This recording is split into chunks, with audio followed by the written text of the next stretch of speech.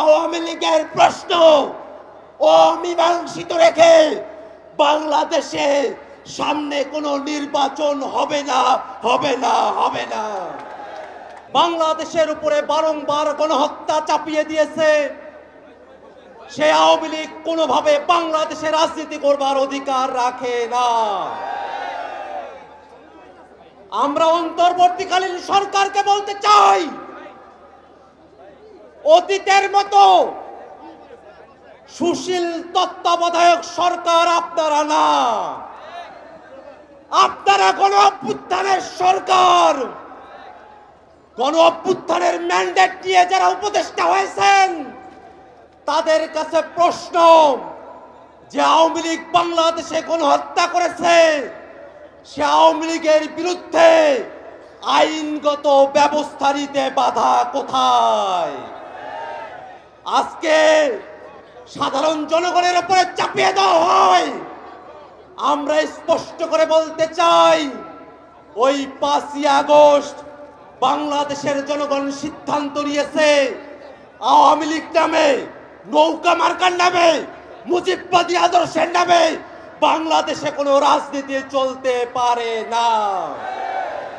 বন্ধুগণ আমার, এখনো পর্যন্ত আওয়ামী লীগের নিবন্ধন আছে।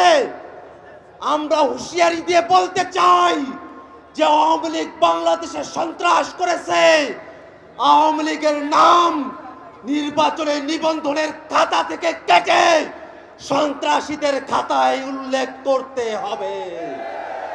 বন্ধুগণ আমার, বাংলাদেশে যতদিন পর্যন্ত জুলাই প্রজন্ম বেঁচে আছে ততদিন পর্যন্ত বাংলাদেশে আওয়ামী লীগকে আমরা 1 সেকেন্ডের জন্য প্রাসঙ্গিক হতে দেব না।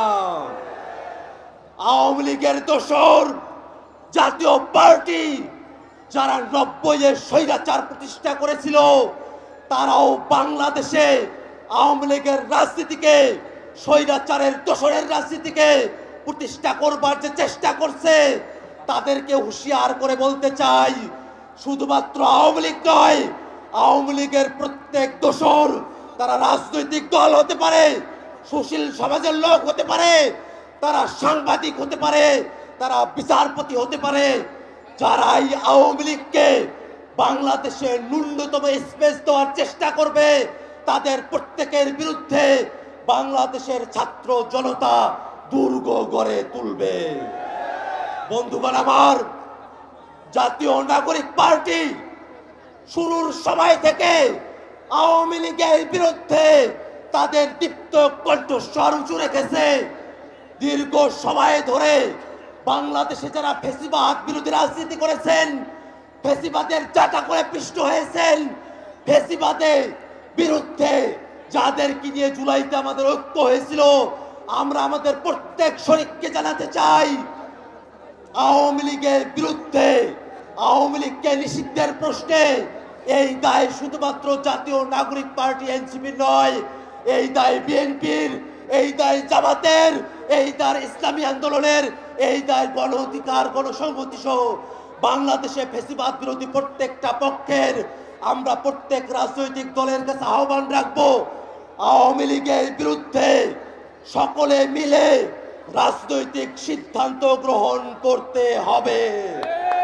বন্ধুগণ আমার, আওয়ামী লীগের প্রশ্ন অমীমাংসিত রেখে বাংলাদেশে সামনে কোনো নির্বাচন হবে না, হবে না, হবে না। সরকারের কাছে সর্বশেষ মেসেজ জানিয়ে দিতে চাই, আওয়ামী লীগকে, আওয়ামী লীগের দোসরদেরকে আইনের হাতে তুলে নিন।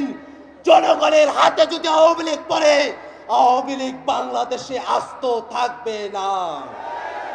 আজকের এই সমাবেশে ঢাকা শহর সহ আশেপাশের জেলাগুলো থেকে আপনারা যারা উপস্থিত হয়েছেন তাদের সকলকে সংগ্রামী সালাম জানিয়ে আমি আমার বক্তব্য এখানেই শেষ করছি। ইনকিলাব জিন্দাবাদ।